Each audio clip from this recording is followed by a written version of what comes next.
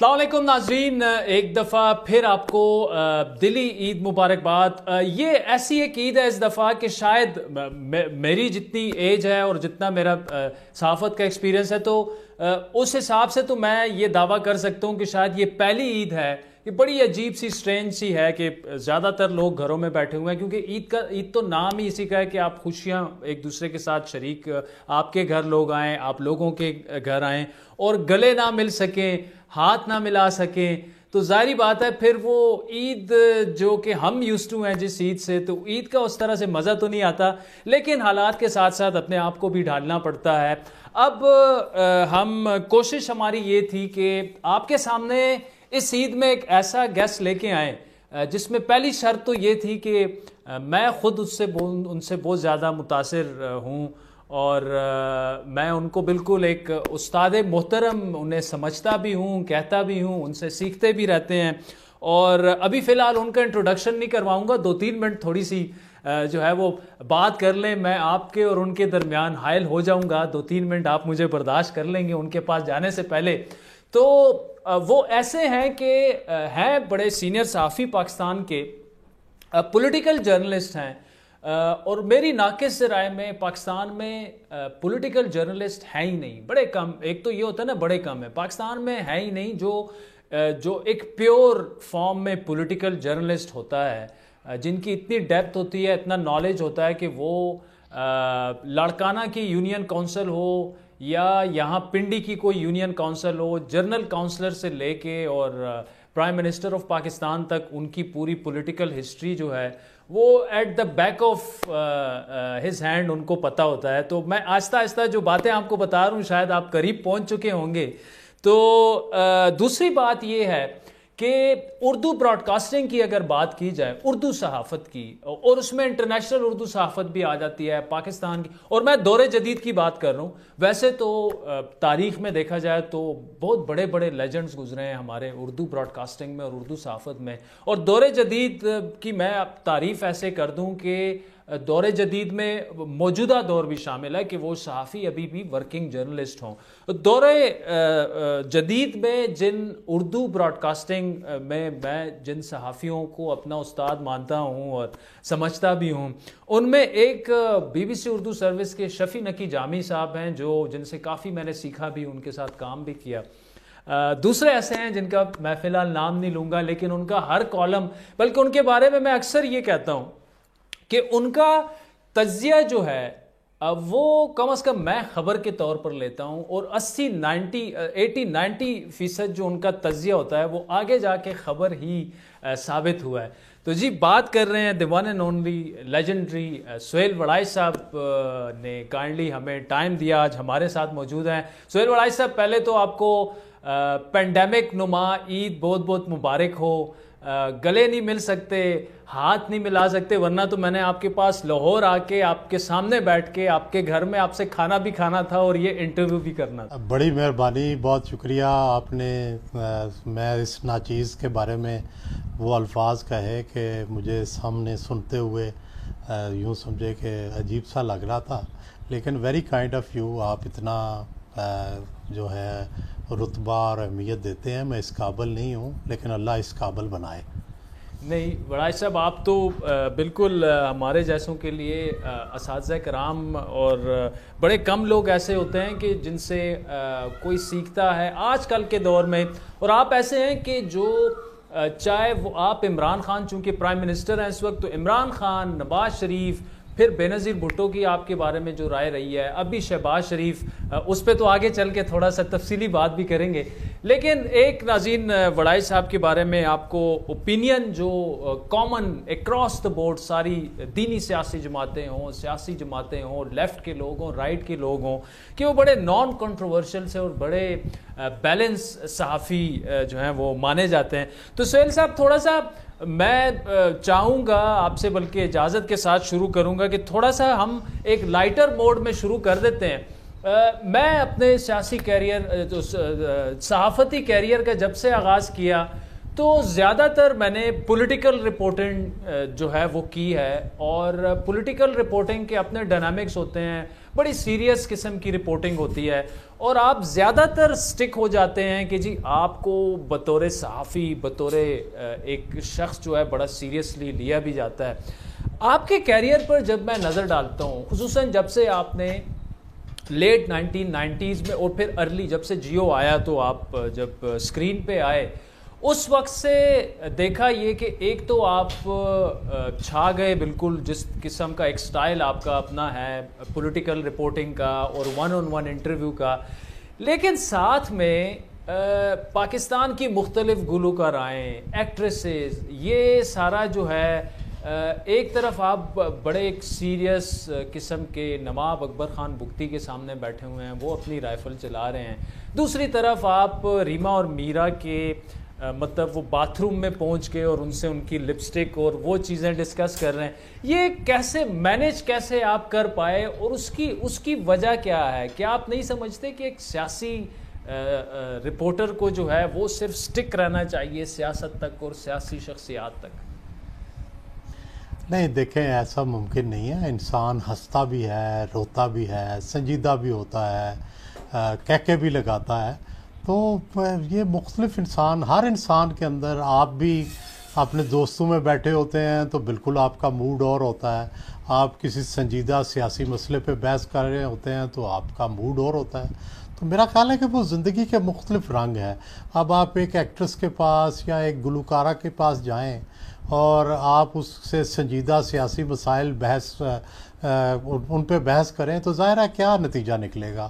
اس کے ساتھ تو آپ اس کے افیئر ہی ڈسکس کریں گے، یا باتھ روم ڈسکس کریں گے، یا اس کے ساتھ اس کی جیولری یا میک اپ ڈسکس کریں گے۔ تو ہر جو آپ کا گیسٹ ہے، سوال اس کے لیے اسپیسیفک ہوتے ہیں، اور اس کے لیے ایک ماحول اور موڈ جو ہے وہ بھی ڈفرینٹ ہوتا ہے۔ تو یہ میں شروع میں میرا بھی آپ کی طرح یہی خیال تھا کہ مجھے صرف سنجیدہ انٹرویوز کرنی چاہیے، لیکن مجھے میر شکیل الرحمان صاحب جو ہیں انہوں نے کنونس کیا کہ دنیا بھر کے انٹرویور جو ہیں وہ ہر شعبہ زندگی سے انٹرویو کرتے ہیں، تو یہ تو نہیں ہو سکتا کہ ہر شعبہ زندگی کے لیے انٹرویور الگ ہو، تو یہ آپ ہی نے کرنا ہے۔ تو دین میں نے پھر تیاری کی کہ بھئی ایکٹریسز کے ساتھ جا کے کس طرح سے آپ نے ڈیل کرنا ہے، گلوکاروں کے ساتھ کیسے ڈیل کرنا ہے۔ تو وہ ایک نیا ایکسپیرینس تھا جس کو سیکھا، اور کچھ تھوڑا بہت سیکھ کے اس کو کامیابی سے کر لیا۔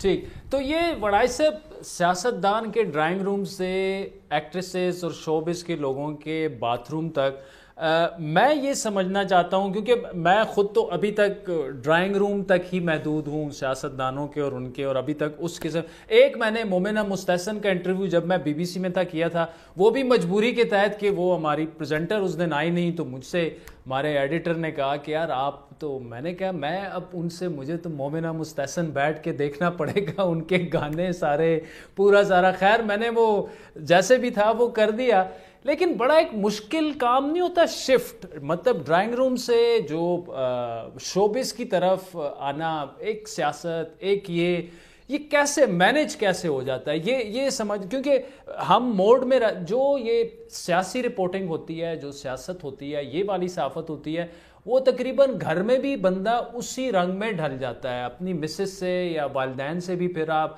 وہ طور طریقہ اور وہ ایسے ہوتا ہے، یہ بڑا مشکل ہوتا ہے ایک جگہ سے دوسری جگہ جانا اور پھر اس میں سما جانا۔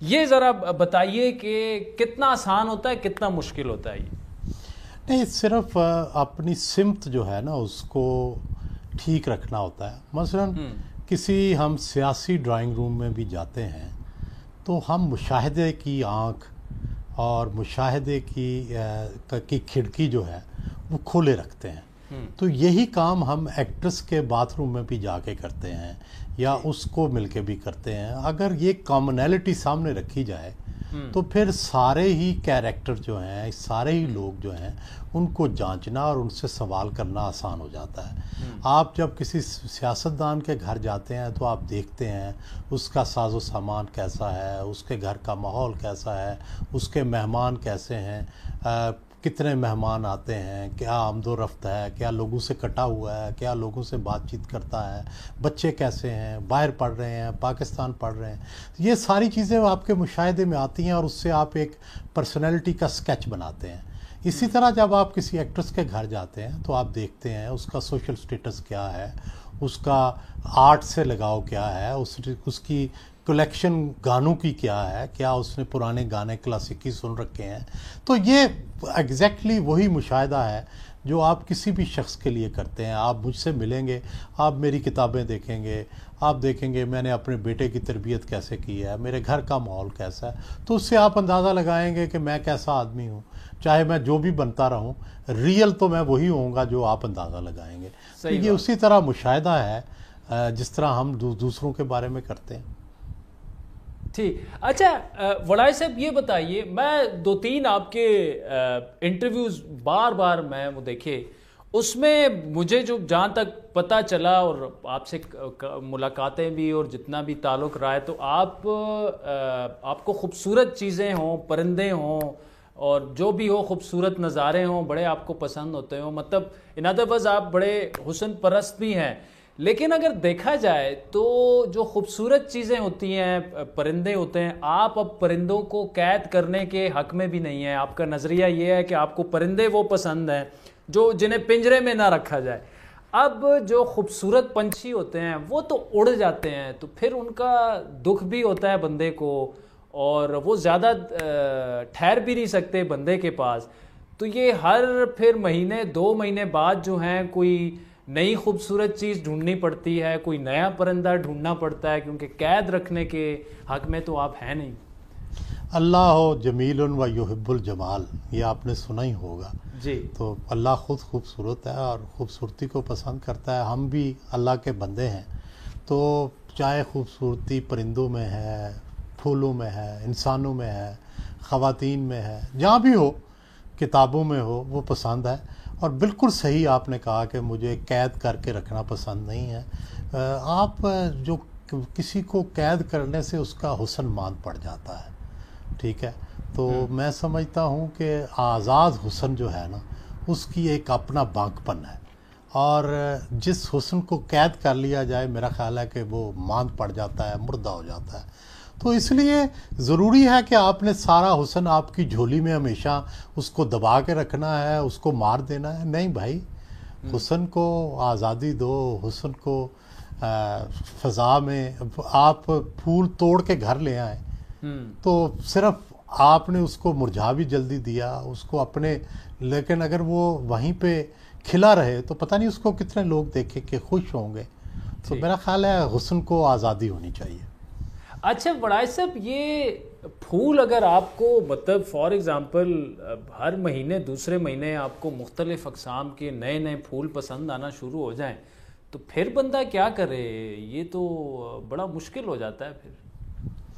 نہیں، اگر آپ انہیں توڑے نہ اور اگر انہیں آپ قید نہ کرنے کی کوشش کریں تو پھر تو حسن آزاد جو ہے اس کو دیکھنے پہ تو کوئی پابندی نہیں ہے، نہ مذہبی، نہ شرعی، نہ سماجی، کوئی پابندی نہیں ہے۔ تو حسن کو جتنا مرضی دیکھیں اتنا مرضی انجوائے کریں۔ A thing of beauty is a joy for ever, Wordsworth کا مشہور قول ہے۔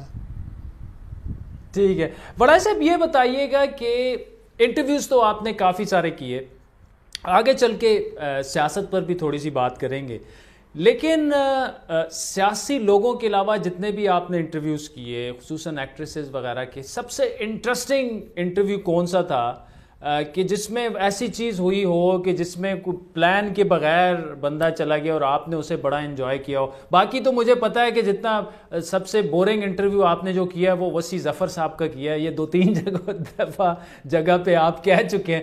موسٹ انٹرسٹنگ انٹرویو سیاست کو ہٹا کے، اور اس کی وجہ کیا تھی؟ دیکھیں، گزارش یہ ہے کہ سب سے مزہ بعد میں اس چیز میں آتا ہے کہ جب آپ اپنے سکلز کا بہترین استعمال کریں۔ اچھا، تو کہ بھائی آپ کا امتحان پیدا ہو گیا، مثلا 2 انٹرویو مجھے یاد آئے ہیں فوراً آپ کے سوال سے۔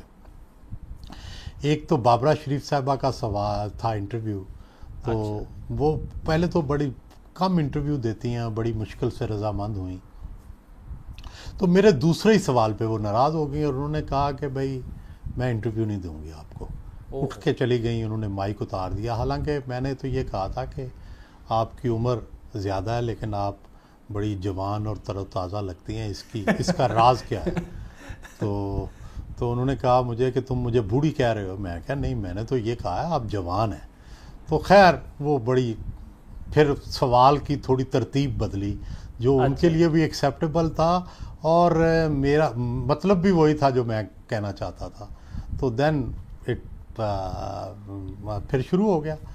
تو وہ مجھے بڑا اچھا لگا کہ بھائی میں نے اپنا وہ سوال بھی برقرار رکھا اور انٹرویو کر بھی لیا اور جو مطلوبہ جواب تھا وہ بھی لے لیا.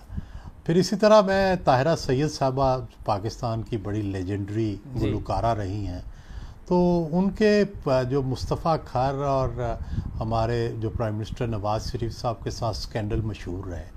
تو اب یہ سوال میں نے پوچھنا تھا تو سارا انٹرویو گزر گیا. اب میں شش و پنج میں تھا کیسے یہ سوال کروں, کس طرح سے اس کی ورڈنگ ہو. ظاہر ہے نام لینے پہ تو وہ بالکل رضامند نہیں تھی کہ بھئی کسی کا نام لیا جائے. تو میں نے کہا کہ آپ گورنر وزیر اعلیٰ کے ساتھ ہی آپ کے سکینڈل کیوں بنتے ہیں, آپ کے سکینڈل بنتے رہے ہیں, اس کی کیا وجہ ہے؟ تو انہوں نے کہا کہ یہ آپ کیا کہہ رہے ہیں کہ گورنر اور سکینڈل, یہ وزیر اعلیٰ, یہ تو صاف بات ہے, گورنر کون ہے اور وزیر اعلیٰ کون ہے؟ تو مطلب یہ ہے کہ پھر وہاں پہ ورڈنگ پہ ہماری کوئی 10-15 منٹ گفتگو ہوئی کہ کیا ورڈنگ استعمال کی جائے. میں نے کہا سکینڈل تو آپ سے پوچھنے ہی پوچھنے ہیں, اس کے بغیر تو انٹرویو ہے نہیں ہے. ٹھیک ہے. تو ultimately we reached on a consensus جس میں میرا مقصد بھی پورا ہوتا تھا اور وہ بھی رضامند تھی کہ ہاں اس طرح سے پوچھ لو, اور اس طرح سے ہم نے ساری بات پوچھ لی. تو وہ جو اپنا پروفیشنل آرٹ ہے اس کو یوز کر کے اور بعد میں اس کو یاد کر کے اچھا لگتا ہے. ٹھیک. وڑائی صاحب ویسے یہ بات یہاں تک محدود نہیں, آپ کے جتنے بھی سیاسی انٹرویوز ہیں اس میں یہ ہوتا ہے کہ آپ اپنی بات کہہ بھی جاتے ہیں اور اگلے کو محسوس ہی نہیں ہوتا کہ آپ نے پوچھا ایسے طریقے سے ہے کہ اس کو جواب بھی دینا پڑے اور یہ سب کچھ کرنا پڑے. یہ بھی ایک آرٹ ایسا ہوتا ہے کہ ہر کسی میں یہ چیزیں ہوتی نہیں ہیں. فار ایگزامپل کسی سے اس کی عمر پوچھنا, یا جو آپ نے پورے طاہرہ سید والا واقعہ سنایا, تو اسی کو مد نظر رکھتے ہوئے میں کوشش یہ کروں گا کہ آپ سے بھی, کہ آپ چونکہ ماشاءاللہ گڈ لکنگ بھی ہیں, لمبے چوڑے بھی ہیں اور اچھے خاصے پیسے بھی بنا لیے ہوں گے, آپ تک پاکستان کے مشہور آپ صحافیوں میں ہیں, تو یہ عشق لڑانے کا تو ایک تو ون سائیڈڈ ہوتا ہے, آپ کی طرف سے ہو جائے. آپ کے ساتھ کسی نے عشق لڑانے کی کوشش کی اور آپ کی طرف سے بھی رسپانس اسی طرح دیا گیا, یا یہ کبھی ہوا ہی نہیں آپ کے ساتھ؟ ہوا تو ہوا ہوگا یہ کافی دفعہ. یہ خواہش تو ہے, ہر روز خواب میں یہی دیکھتا ہوں کہ اچانک ایک حسینہ زندگی میں آ گیا, لیکن ابھی تک ایسا ہوا نہیں ہے. تو بالکل یہ تو میں ماننے کے لیے نہیں تیار بڑھائی صاحب کہ یہ ہوا ہی نہ ہو. نہیں, جیسے آپ کہہ رہے ہیں کہ بھئی کوئی خود ہی اچانک آپ کی بیل, گھر کی بیل بجائے یا آپ کی گاڑی کے آگے آ جائے کہ میں آپ سے عشق کرتی ہوں, ایسا نہیں ہوتا, ایسا خوابوں میں ہی ہوتا ہے. نہیں, وہ بڑھائی صاحب ایسے ہوتا ہے نا کہ بندہ ہنٹ کرا دیتا ہے, باتوں باتوں میں بات کر لیتا ہے کہ بڑھائی صاحب آپ مجھے بڑے پسند ہیں, پھر اس دیکھیں گریجولی. لیکن سوال میرے پوچھنے کا مقصد یہ ہے, یہ مشرق ہے کہ دوسری طرف سے اظہار محبت جو ہے وہ کہیں نہ کہیں تو ہوئی ہوگی آپ کے کیریئر. دیکھیں وہ جو عمر تھی نا, وہ جو بالی عمر تھی یونیورسٹی کی, کالج کی, اس میں تو یہ سب کچھ ہوا, لیکن اب صرف اس کے خواب ہی دیکھتے ہیں, اب ایسے نہیں ہوتا. نہیں, یہ تو بڑھائی صاحب میں کم از کم ماننے کے لیے نہیں تیار. ابھی بھی آپ چلے ماڈلز بن رہے ہیں. تھوڑا سا بڑھتے ہیں سہیل صاحب سیاست کی طرف. آپ کے پسندیدہ انٹرویوز رہے ولی خان صاحب کا انٹرویو, اجمل خٹک صاحب کا, اس کے علاوہ نواب اکبر بگٹی صاحب کا, اور نوابزادہ نصر اللہ خان صاحب کے بھی, باقیوں پہ بھی آتے ہیں. لیکن ان چاروں میں اگر کوئی چیز میں مشترکہ دیکھ رہا ہوں تو ان کی پولیٹیکل انٹیگریٹی, ٹاورنگ فگرز تھے چاروں, ان پر آج تک ان کے کریکٹر پر کوئی کوشچن مارک نہیں اٹھا سکتا تھا. آج کل کے دور میں کتنے سیاستدان آپ کو اجمل خٹک، ولی خان، نواب زادہ نصر اللہ اور بگٹی صاحب جیسے لگتے ہیں کریکٹر کے حساب سے؟ بڑے کم، بہت کم، بہت کم. واقعی یہ والے جو لوگ تھے یہ تو چلے گئے. اب تو ان کی تو باتیں سن کے اور ان سے مل کے ایک انسپریشن ملتی تھی. اب جو ہے بس ہمارے جیسے ہیں، جیسے ہم ہیں ویسے ہی ہمارے سیاستدان ہیں. پہلے ہم سے وہ بہت بڑے تھے، بڑے ٹاورنگ تھے. ٹھیک، وڑائی صاحب ایک بریک پہ چلتے ہیں. ناظرین وقت ہوا چاہتا ہے ایک بریک کا، جس کے بعد سہیل وڑائی صاحب سے کچھ سیاسی گفتگو کریں گے اور ان کے ساتھ یہ بڑی انٹرسٹنگ، میں تو بڑی انجوائے کر رہا ہوں، امید ہے آپ بھی انجوائے کر رہے ہیں. یہ گفتگو جاری رہے گی لیکن کمرشل بریک کے بعد.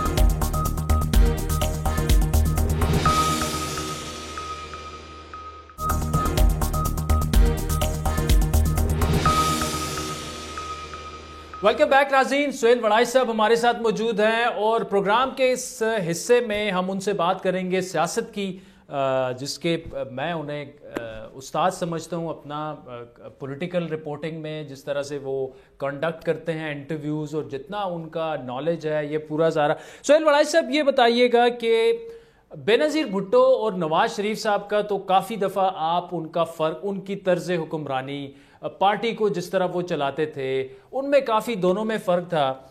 بلاول اور مریم میں فرق آپ کو دکھ رہا ہے؟ ہاں ہے، بڑا فرق ہے. ایک تو یہ ہے کہ بلاول از کوائٹ انڈیپینڈنٹ اور بلاول اسرٹ بھی کرتے ہیں، پارٹی کو چلاتے بھی ہیں. مریم ابھی بھی she is under the shadow of Mian Nawaz شریف، اور ابھی اس طرح سے وہ کھل کے نہ پارٹی چلا رہی ہیں نہ سیاست کر رہی ہیں، اسٹل انڈر دا شیڈو. اور دوسرا یہ ہے کہ بلاول باقاعدہ سندھ گورنمنٹ کے اجلاسوں کی صدارت کرتے ہیں، پارٹی کے اجلاسوں کی صدارت کرتے ہیں. تو مریم بیک گراؤنڈ میں تو رہی as prime minister Nawaz Sharif کے، پیچھے سے کام کرتی رہیں، یہ انٹرنیٹ میڈیا چلاتی رہیں، شاید ٹی وی کے جو پروگرام ہوتے تھے ان کے لیے بھی بندے بھیجتی تھی. لیکن اس طرح سے کھل کے جیسے سیاست کی جاتی ہے وہ نہیں، وہ کبھی سامنے آتی ہیں کبھی چھپ جاتی ہیں.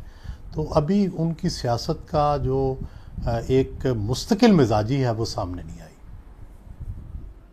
ٹھیک، تو وڑائی صاحب شہباز شریف کی اگر بات کی جائے، موجودہ سیاسی صورتحال اگر دیکھی جائے ملک کی، بار بار یہ کہا گیا کہ جی عید کے بعد، شیخ رشید صاحب نے کئی بار کہا کہ جی نیب جو ہے وہ عید کے بعد کافی متحرک ہوگی، دونوں طرف سے گرفتاریاں ہوں گی. کیا آپ حکومت کی مشکلات بڑھتے ہوئے دیکھ رہے ہیں؟ آلدو آپ نے یہ مینٹین رکھا ہوا ہے اپنا ایک موقف کہ حکومت اگر ڈیلیور نہ کر پائے، خصوصاً جون بڑا امپورٹنٹ ہے، بجٹ دینا ہے، معیشت اگر خراب ہوتی ہے تو عمران خان کے لیے ٹربل بڑھے گا. لیکن عید کے بعد کیا کوئی چینجز آپ ہوتی ہوئی دیکھ رہے ہیں؟ جیلیں ایک دفعہ پھر بھرنا شروع ہو جائیں گی، نیب میرا نہیں خیال کہ عید کیا سیناریو آپ کیا دیکھ رہے ہیں آفٹر عید؟ نہیں دیکھیں، عید کے بعد نہیں ہو سکتا اس طرح سے. ریزن یہ ہے کہ بھائی بجٹ اجلاس کے دوران اگر آپ گرفتاریاں کریں گے تو پارلیمنٹ کے اندر ہنگامہ ہوگا، بجٹ پاس ہونے میں مشکلات ہوں گی، لوگ لڑائی جھگڑا کریں گے.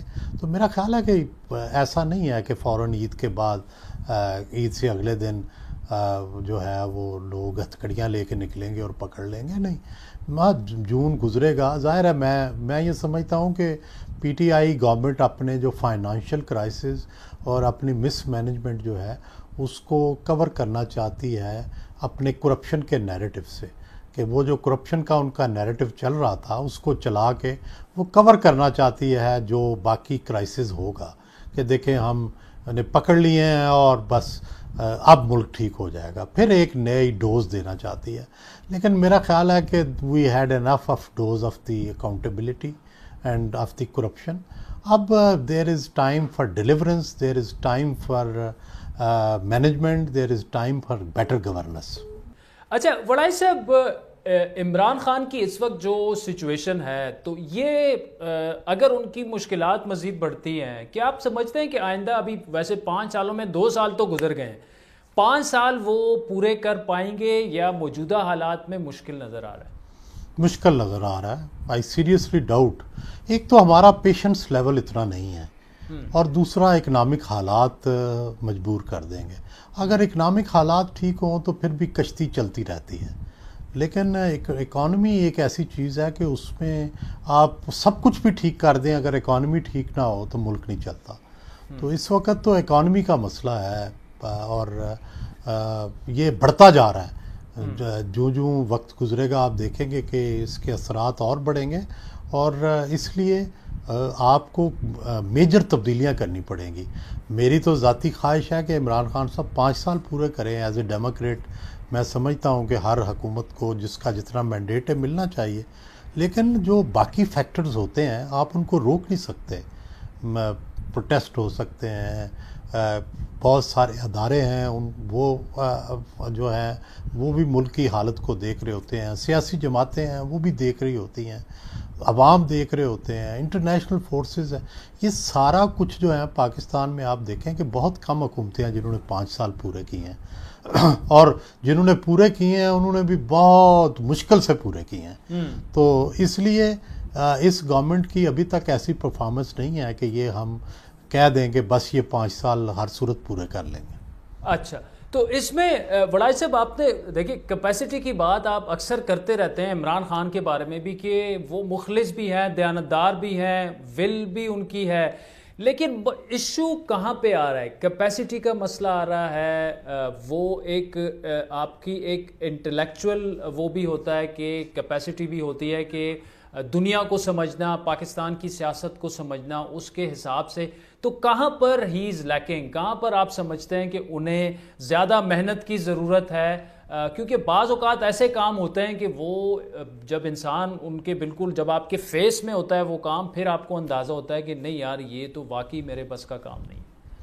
دیکھیں گزارش یہ ہے کہ خان صاحب ایک پرفیکٹ آنیسٹ مڈل کلاس سوچ کے ریپرزینٹیٹیو ہیں، مڈل کلاس اپر کلاس کے.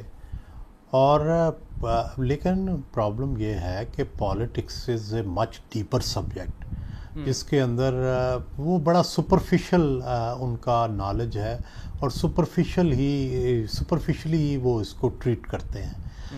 جبکہ جب ملک کی سیاست اور ملک کو چلانے کا معاملہ آتا ہے تو اس کے اندر کافی گہری معاملات ہوتے ہیں جن کو دیکھنا پڑتا ہے. اور خان صاحب کی جہاں 100 اچھی عادتیں ہیں وہاں ان کی جو ایک اچھی عادت نہیں ہے وہ یہ ہے کہ وہ دوسروں سے عقل کی بات لینے اور اس کو اپنانے میں کوئی اتنے اچھے نہیں ہیں. تو اس لیے بادشاہ اکبر جو تھا وہ ان پڑھ تھا، لیکن اس نے بہت قابل ایڈوائزر رکھے ہوئے تھے چنانچہ، اور وہ ان کی ایڈوائس لے کے اس کے مطابق چلتا تھا. اور ہم نے دیکھا کہ بر صغیر میں رنجیت سنگھ جو تھا وہ کوئی بہت انٹلیکچول نہیں تھا، لیکن اس کے جو وزیر تھے وہ بہت قابل تھے، اس کے جرنیل بہت اس نے چن کے رکھے ہوئے تھے، فرانس کے جرنیل اس نے ملازم رکھے ہوئے تھے. تو وہ چنانچہ ساری پشاور تک کی، کابل تک کی فوجوں کو اس نے ہرا دیا. تو آپ کیسے لوگ سلیکٹ کرتے ہیں اپنے نیچے، اصل آپ کی قابلیت یہ ہے.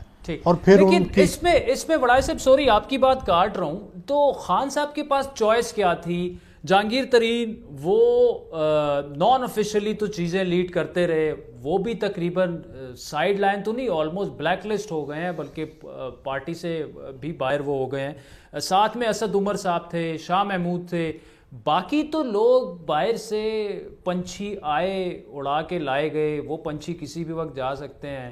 تو اب دیکھ لیں اسد عمر کو بھی لایا گیا، پھر انہیں فارغ کیا گیا، پھر لایا گیا. تو ان کو ایڈوائز اس وقت کون کر رہا ہے؟ یہ لوگ، یہ دونوں جو ہیں، شاہ محمود تو میرا نہیں خیال کہ ان کے قریبی سرکل میں ہیں، اسد عمر تھوڑے بہت ان کے ساتھ. آج کل شاہ محمود قریشی ایڈوائز دے تو کون دے؟ نہیں، آج کل شاہ محمود قریشی بھی ہیں ان کے قریبی سرکل میں، اور اسد عمر بھی ہیں، اور زلفی بخاری صاحب ہیں، principal secretary to prime minister ہیں. تو یہ ان کا قریبی حلقہ ہے جس سے وہ ایڈوائس لیتے ہیں یا ان کی ایڈوائس سنتے ہیں. لیکن ان کی اور ان کی ٹیم کے اندر بہت بڑا گیپ ہے کہ وہ بہت سپریم ہیں اور ٹیم ان کی بہت نیچے ہے. تو یہ جب لیڈر اپنا اتنا بڑا ہو جائے تو وہ آئسولیٹ ہو جاتا ہے، وہ اپنی ہر بات کو درست سمجھتا ہے، اور لوگ بھی اس کے پاس ایسی چیزیں لے کے جاتے ہیں جو اس کو سوٹ کرتی ہیں. ایک خوش آمدیوں کا گروہ، ایک ایسا گروہ پیدا ہو جاتا ہے جو آپ غلط آپ کا تاثر ہے اس کو اور مضبوط کرتا ہے. تو یہ ہم نے سب حکمرانوں کے ساتھ ہوتے دیکھا ہے، اب خان صاحب کے ساتھ بھی یہی ہو رہا ہے. تو یہ وڑائی صاحب یہ بتائیے کہ خان صاحب کے ساتھ جو ہے یہ کچھ زیادہ جلدی نہیں ہو گیا؟ دوسرا جو آپ نے یہ بات کہی کہ وہ لیڈر جو ہیں بہت بڑے، تو وہ کیا لیٹس بی ویری بلنٹ کہ وہ خود کو سمجھنا شروع ہو گئے، یا واقعی وہ اتنے بڑے ہو گئے ہیں کہ ان کی ہر بات جو ہے وہ عقل کل جسے ہم کہتے ہیں وہ بن گئے ہیں عمران خان صاحب؟ دیکھیں نا، ہم نے دیکھا ہے کہ جو پرائم منسٹر کا عہدہ ہے اس کے اندر جہاں یہ سب سے ناپسندیدہ رہا ہے اسٹیبلشمنٹ کا، وہاں میں نے یہ بھی دیکھا ہے کہ جو ایک دفعہ وزیر اعظم بن جاتا ہے وہ اپنے آپ کو اس دنیا سے الگ تھلگ سمجھتا ہے. مثلا محترمہ بے نظیر بھٹو اور نواز شریف اقتدار سے الگ بھی ہو گئے، لیکن ان کے قریبی ساتھی انہیں پرائم منسٹر ہی کہتے تھے. ٹھیک ہے، وہ یعنی سابق وزیر اعظم کبھی نہیں کوئی ہوتا، وہ تب بھی وزیر اعظم ہی رہتا ہے، کیونکہ وہ سمجھتے ہیں کہ وہ محبوب و عوام کے محبوب رہنما ہیں اور ان کا اب درجہ اس سے نیچے نہیں ہو سکتا پرائم منسٹر کا. یہی حال عمران خان صاحب کا ہو چکا ہے. وہ سمجھتے ہیں کہ وہ ان کو ایک دیوتا کا درجہ تو پہلے ہی حاصل تھا، یونانی دیوتا کا، اپنی کرکٹ کی وجہ سے، شوکت خانم کی وجہ سے، اور پھر لوگوں کی پسندیدگی کی وجہ سے، اور پھر انہوں نے وہ نیریٹو اپنایا جو مڈل کلاس اور اپر مڈل کلاس کو سوٹ کرتا تھا، جو کہ ان کی ہائی مارل گراؤنڈ کو سوٹ کرتا تھا. تو اب وہ اسی نیریٹو کے اندر بہت اوپر چلے گئے ہیں، اتنے اوپر کہ وہ دنیا سے ہی کٹ گئے ہیں، اور وہ ایک اپنی دنیا میں رہ رہے ہیں جس میں وہ یہ سمجھ رہے ہیں کہ میں غریبوں میں اناج بانٹ رہا ہوں، میں غریبوں میں پیسے بانٹ رہا ہوں، اس سے بہتر کیا کام ہے. لیکن انہیں وہ غربت نظر نہیں آ رہی جو ان کی پالیسیوں کی وجہ سے پیدا ہوئی ہے. اچھا، اس میں سر یہ بتائیے گا کہ اسد عمر آپ نے کہا کہ کافی کلوز ہو چکے ہیں خان صاحب کے قریبی سرکل میں، ساتھ میں شاہ محمود بھی ہیں، لیکن ان کو بطور متبادل امیدوار بھی کئی جگہوں پہ لکھا گیا، کئی جگہوں پہ شاید یہ بھی کہا کہ ان پہ غور بھی ہوا. ایسی کوئی پاسبلٹی، اگر کوئی ایسا سچویشن ایسی بن جاتی ہے کہ عمران خان صاحب نہ رہ سکیں اس کے بعد پرائم منسٹر، تو کیا یہ تحریک انصاف کی حکومت ختم ہوتے دیکھ رہے ہیں، یا شاہ محمود کی شکل میں جو ہے وہ کوئی ایک نیا مہرہ سامنے آ جائے گا؟ میں تو مہرہ اس لیے کہوں گا کیونکہ اتنا آسان نہیں ہوگا، انہیں کافی سارے لوگوں کی سپورٹ کی ضرورت ہوگی، بغیر سپورٹ کے تو وہ بھی نہیں اس طرح چل پائیں گے. تو کیا وہ سچویشن آپ ڈیولپ ہوتی دیکھ رہے ہیں؟ دیکھیں، ابھی کوئی فرض کرو، ویسے تو میں پھر کہہ رہا ہوں کہ میں چاہتا ہوں کہ عمران خان صاحب 5 سال مکمل کریں، اپنا مینڈیٹ کے مطابق حکومت کریں، اپنی جو انہوں نے منشور میں وعدے کیے ہیں ان کو مکمل کریں. لیکن فرض کر لیں، چلیں آپ کے مفروضے پہ عمل کر لیتے ہیں، سوچ لیتے ہیں، تو الیکشن فوراً نہیں ہو سکتے، ملک کے حالات ہیں، اتنی جلدی الیکشن متحمل نہیں ہو سکتے. اور پھر الیکشن کے رزلٹس کیا آئیں گے، اس سے ہمیشہ جب بھی الیکشن کروائے جاتے ہیں یہ سوچ کے کروائے جاتے ہیں کہ رزلٹ کیا ہوگا. ٹھیک ہے، تو وہ فی الحال تو ایسے لگتا ہے کہ نون جو ہے وہ جیت جائے گی پھر پنجاب کے اندر، تو ظاہر ہے اس صورت میں تو فوراً کوئی الیکشن نہیں کرائے گا. تو اب اگلی صورت یہ ہے کہ پھر اس کے لیے ایک بفر ٹائم چاہیے کہ جو کہ عمران خان کی حکومت اور اگلے الیکشن کے درمیان کچھ ٹائم ہوگا، جس کے اندر میرا خیال یہ ہے کہ پی ٹی آئی کی ہی حکومت کا کوئی بندہ جو ہے وہ سامنے لایا جا سکتا ہے، اور اس دوران ایک نیا پولیٹیکل فرنٹ بھی سامنے آئے گا جس کا نیریٹو پی ٹی آئی سے ملتا جلتا ہوگا، لیکن وہ پی ٹی آئی کا ایک متبادل بھی ہوگا. ٹھیک، تو وڑائی صاحب چودھری پرویز الہی کی مشکلات بڑھتے ہوئے آپ دیکھ رہے ہیں. گزشتہ 2-3 ہفتے میں جو بھی ہوا، مختلف ایکسکیوزز وہ دیکھیں کر کے اقتدار کی نیب کو جو ہے وہ ایکٹیویٹ کروایا گیا، اور پھر تھوڑا بہت پیچ اپ جو ہے سننے میں آ رہا ہے کہ معاملات تھوڑے بہت جو ہیں وہ طے پا گئے، لیکن ناراضگی اتنی بڑھ چکی ہے کہ شاید اس طرح سے دوبارہ تعلقات بحال نہ ہو پائیں. پھر میاں صاحبان اور چودھری صاحبان کے درمیان بھی رابطے جو ہیں وہ غلط فہمیاں وغیرہ کافی حد تک دور ہو چکی ہیں. پنجاب میں کچھ ہوتا آپ دیکھ رہے ہیں، مرکز میں جو سیناریوز ہم نے ڈسکس کیے اس سے پہلے یا اس کے بعد میں یا اسی کے دوران؟ دیکھیں جب بھی یہ تبدیلیاں آئیں گی، جب بھی، تو اب صوبوں میں پہلے آئیں گی اور پھر مرکز میں آئیں گی، نمبر 1. نمبر 2، چودھری صاحبان جو ہیں وہ بڑے سمجھدار ہیں اور ظاہر ہے تجربہ کار بھی ہیں، بڑا وقت انہوں نے دیکھا ہے حکومتوں میں، اپوزیشن میں، تو وہ اسی وقت تبدیلی کی کوشش کریں گے جب انہیں یقین ہوگا کہ اس تبدیلی کے لیے ریاستی اداروں کی انہیں آشیرواد ہے، کیونکہ کوئی بھی بڑی سیاسی تبدیلی اس وقت تک نہیں آ سکتی جب تک ریاست کی مرضی نہ ہو. ہم نے دیکھا کہ نو کانفیڈنس بھی کامیاب نہیں ہوتی اگر جو ہے یہ آپ نے دیکھا سینٹ میں، تو اس لیے ضروری ہے اور چودھری صاحبان اس وقت کا انتظار کریں گے. ہاں جب انہیں ناڈ مل جائے گا، اشارہ مل جائے گا، پھر آپ دیکھیں وہ کیا کرتب دکھائیں گے، لیکن ابھی تک میرا خیال ہے کہ یہ کلیئرنس انہیں نہیں ملی. ٹھیک، تو اس میں بڑا صاحب اس پوری سچویشن میں 2-3 رپورٹس بھی جو ہیں وہ اب اس پر کاروائیاں بھی ہونی ہیں، کچھ ان کے کابینہ کے وزراء کے نام ہیں، بڑے قریبی لوگوں کے نام ہیں، آئی پی پی، شوگر، گندم، یہ ساری چیزیں، وہ اس پر عمل کر پائیں گے خان صاحب؟ اور اگر اس پر وہ عمل کر لیتے ہیں تو آپ نہیں سمجھتے کہ پبلک میں ان کا جو گراف بڑی تیزی سے نیچے آیا حکومت میں آنے کے بعد، وہ ایک ہی دم تیزی سے اوپر جا سکتا ہے اور خان صاحب پھر تھوڑے سے سیف ہو جائیں گے؟ کیونکہ اگر ہم لوگوں کو یہ اندازہ ہو رہا ہے کہ شاید ان کی مشکلات اتنی بڑھتی جائیں گی، پرفارمنس نہ ہو کہ ان کو گورنمنٹ چھوڑنی پڑے، تو خان صاحب کو بھی تو اس کا ادراک شاید ہوگا، اور وہ بھی شاید ایسے کام کریں جسے ایک پاپولسٹ اپروچ بھی ہم کہہ سکتے ہیں، کہ جس سے جو ہے ان کا گراف دوبارہ سے اوپر چلا جائے، اور ان کو ہٹانا یا ان سے حکومت لینا واپس اتنا آسان نہیں ہوگا لوگوں کے لیے. دیکھیں یہ جو پاپولسٹ کام ہوتے ہیں نا، یہ 2 دھاری تلوار ہوتے ہیں. بھٹو صاحب راجہ بازار میں جا کے جب یہ کہتے ہیں کہ سفید ہاتھی جو ہے وہ میرے پیچھے لگ گیا ہے، تو اس سے انہیں پاپولر سپورٹ تو ملتی ہے، لیکن ساتھ ہی ساتھ یہ فیصلہ بھی ہو جاتا ہے کہ اب یہ رہ نہیں سکتا. چند لوگ یعنی ایم این ایز کی میجارٹی پہ تو وہ وزیر اعظم نہیں ہیں، ان کے پیچھے اگر ریاستی ستون نہ ہوں تو میرا خیال ہے کہ ان کی حکومت تو چل ہی نہ سکے.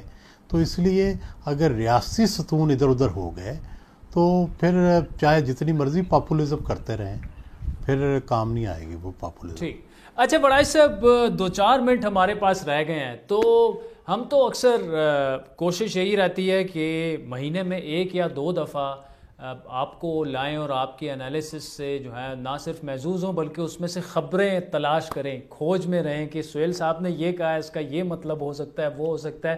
لیکن میں نے یوزولی نوٹ یہ کیا ہے کہ کمپیئر ٹو ادر جرنلسٹ اور اینالسٹ جو سینئر ہیں پاکستان کے، آپ بڑے کم اپیرنس دیتے ہیں، ٹاک شوز میں اتنے ریگولر نہیں جاتے، کئی ہفتے 2 ہفتے. اس کی کیا وجہ ہے؟